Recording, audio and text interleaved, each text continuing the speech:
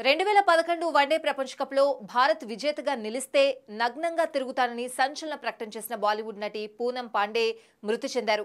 గత కొంతకాలంగా సర్వైకల్ క్యాన్సర్తో బాధపడుతున్న పూనం పాండే గురువారం రాత్రి మరణించినట్లు ఆమె పీఆర్ టీం సోషల్ మీడియా వేదికగా ప్రకటించింది. ఈ ఉదయం మాకు చాలా కఠినంగా మారింది. మా ప్రియమైన పూనం పాండే తుది శ్వాస విడిచారు. సర్వైకల్ క్యాన్సర్తో బాధపడుతున్న ఆమె శాశ్వత విరామం తీసుకున్నారు. ఆమెతో పరిచయం ఉన్న ప్రతి ఒక్కరి పట్ల స్వచ్ఛమైన ప్రేమ, ఆప్యాయతలు పంచారు. ఈ విషాదకర సమయంలో ఈ బాధాకరమైన విషయాన్ని మీతో పంచుకునేందుకు చింతిస్తున్నాం. ఆమె పంచిన ప్రేమను ఎప్పటికీ గుర్తు చేసుకుంటూ ఉంటాం అని పూనం పాండే అధికారిక ఇన్స్టాగ్రామ్లో షేర్ చేశారు. 2013లో నాషా చిత్రంతో బాలీవుడ్లోకి ఎంట్రీ ఇచ్చిన పూనం పాండే తెలుగులో మాలిని అండ్ కో చిత్రంలో నటించారు. 2011 వన్డే ప్రపంచ కప్ సమయంలో భారత్ విజేతగా నిలిస్తే నగ్నంగా తిరుగుతానని ప్రకటించి అందరి దృష్టిని ఆకర్షించారు.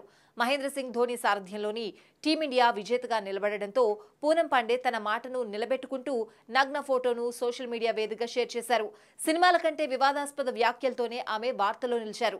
2011 వన్డే ప్రపంచ కప్ సందర్భంగా పూనం పాండే చేసిన కామెంట్స్తోనే భారీ ఫాలోయింగ్ సంపాదించుకున్నారు.